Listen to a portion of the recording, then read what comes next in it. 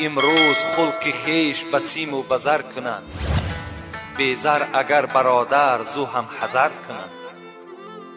زردار اگر چی نادان گویند عاقل است، بیزر اگر چی دانا مثلش بخر کنند. زردار اگر بمیرد خیشان و غیر گریند، بیزر اگر بمیرد کم چشم تر کنند. زردار را به مجلس جای دهند بسر، بیزر اگر بیاید جا تنگ تر کنند. اگر یک آدمی زردار نابسته وی دین دارد، وی نماز دارد، وی خدا دارد ندارد، برای ما و شما اینوش هیچ اهمیت ندارد، مگر زردار است، مگر منصبدار است، مگر آبرودار است. وقتی در خاندان حاضر می شود همه ما و شما به سر می خیزیم، ما و شما خوش و انسان قبول می کنیم. لیکن یک انسانی که نماز می خواند، مسلمان است، انسانی که به خدا نزدیک است، نماز شب هم دارد، لکن پول کی ندارد، مال کی ندارد، در نزد ما و شما قدر قیمتی ندارد. این چی شور است در این دور قمر می بینم، همه آفاق پر از فتنه و شر می بینم. هیچ شوقت نه برادر به برادر دارد، هیچ مهری نه پدر را به پسر می بینم. مردمان روز بهی می طلبند از ایام، مشکل این است که هر روز بدتر می بینم. ابلهان را همه شربت ز گلاب و قند هست، خود دانا همه از خون جگر می بینم. اسب تازی شده مجروح به زیر پالان، طوق زرین همه در گردن خر می بینم. طوق زرین زیب اسب داشت، این منصب و این پیشوایی زیب آدم خواندگی و زیب آدم دانا داشت، لیکن این طوق زرین در گردن خر پرتافتند.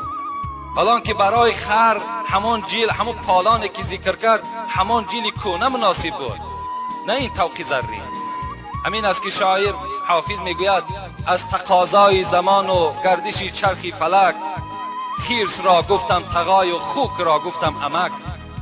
زمان شد میگد، یک زمان برپا شد که همون آدمایی که طبیعت خیرسانه داشتند یا طبیعت خوک مانند داشتند، اونها را ما به حیث امکی و به حیث تقه استفاده میکردیم. چیکار کنیم؟ زمانی شد که اونها را ما تقه میگفتیم و امک میگفتیم، در حالتی که اونها از خوگم از خیرسم دیده پستر بودند. دختران را همه جنگ است و جدال با مادر، پسران را همه بدخواهی پدر میبینم. پند حافظ شنو ای خواجه، برو نیکی کن که من این پند به از گنج و گوهر میبینم. ندانستیم قدر امتی را، ندانستیم قدر امتی را، نکردیم پیروی سنتی را. دریغ از امتی نوگی زبانی، چی باشد حال روز امتحانی. نباشد راز ارواح نبینا، چگونه بیندش در حشر فردا. قطار امتان خواند چه خوب است، قطار امتان خواند چه خوب است، وگرنه مشکل اهل ذنوب است. اگر در حشر گرداند ز تو روی، ندارد سود آنجا صد کنی موی. ز صدق دل به احمد پیروی کن، حضرت مولوی میگوید ز صدق دل به احمد پیروی کن، مشو نوگی زبانی امتی کن. اگر امت میشوی، اگر مسلمان میشوی، صدقاً مسلمان شو، زیرا خدای تو میگوید و من کفر فإن الله غنی حمید. ای بندگان من، ای مخلوقان من، اگر همگی همین 6.5 میلیارد آدمی که در روی دنیا هستین همه کافر کشین، من باک ندارم، من بای هستم. من همه شما را سرنگون در دوزخم جا میکنم اگر همه که کافر شین. برای خداوند کافر شدن شما، مسلمان شدن شما هیچ باکی نداره. شما هر چی میکنین برای جان خودتان میکنین. امروز هر عادت دارین، هر معرکه‌ای که در خانه دارین، طبق دستورات قرآن کنین. نامتان امت است، سزاوار امتی را شایسته باشید. همین نام امتی را در دیوان، در همون نامه اعمالتان خط نزنین. مسلمان بودن تو کی بکار است، مسلمان مردن اینجا اعتبار است. مرده در وقت غسل با غسال، گوید این حرف با زبان حال. بود مثل تو تر و تازه، قوت داشتم به اندازه. همراه جسم بود جان من، مدت گفتم این و وان من. در محلی که کردم و گفتم، بود فکرم عیالم و جفتم. تا که گشتم خراب و بیچاره، ناتوان حال زرد رخساره.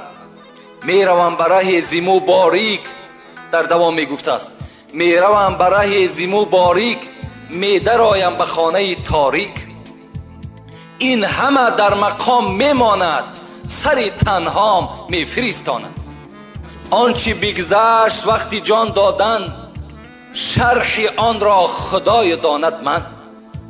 بعد از این عقوبه هاست پی در پی، می ندانم چی بگذرد در وی.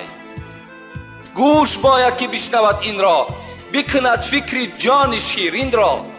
برای این سخنها گوش در کار، گوشی سر با جمله حیوان همدم است، گوشی دل مخصوص نسل آدم است.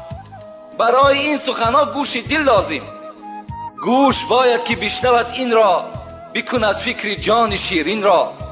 چشم باید عبرتش بیند، بر سر جاده عمل شیند. با چشم میبینی مرده را میشوی، با چشم میبینی تابوت را میبرداری، با چشم میبینی برده را در لحد جا میکنی. لکن تعجب آور است که خود عبرت نمیگیری، خود به خود نمیای که فردا من هم داخل این قبر هستم، من هم البته یک مردشوی را بهر من میکابند. این شب به یاد ما و شما نمیآید. چشم باید عبرتش بیند، بر سر جاده عمل شیند.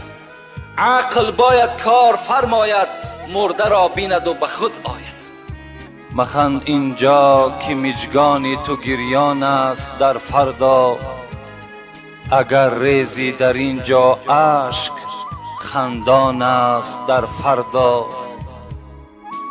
به اندوه قیامت زرد کن رخساره گلگون، بسان شمس انور ماه تابان است در فردا. مکن جور و ستم بر جان خود از ترک فرمانش، مکن جور و ستم بر جان خود از ترک فرمانش. بغیر عقبه ها 7 در که سوزان است در فردا. خدا رحمت و مغفرتش کند. و خدا قسم همه آیت است، همه حدیث است. مکن جور و ستم بر جان خود از ترک فرمانش، بغیر عقبه ها 7 در که سوزان است در فردا. کسی گر اندر اینجا خرمن طاعت نبردارد، کسی گر اندر اینجا خرمن طاعت نبردارد، بصد افسوس و حسرت ها پشیمان است در فردا. چرا ای کلمهج، چرا ای کلمهج با جلوه این زال می نازی، ولیکن عیشگاهی خاکساران است در فردا. به محشرگاه گر هر کس به هر سوی روان گردد، که میلان جنونی سوی جانان است در فردا، که میلان جنونی سوی جانان است در فردا، در فردا، در فردا، در فردا.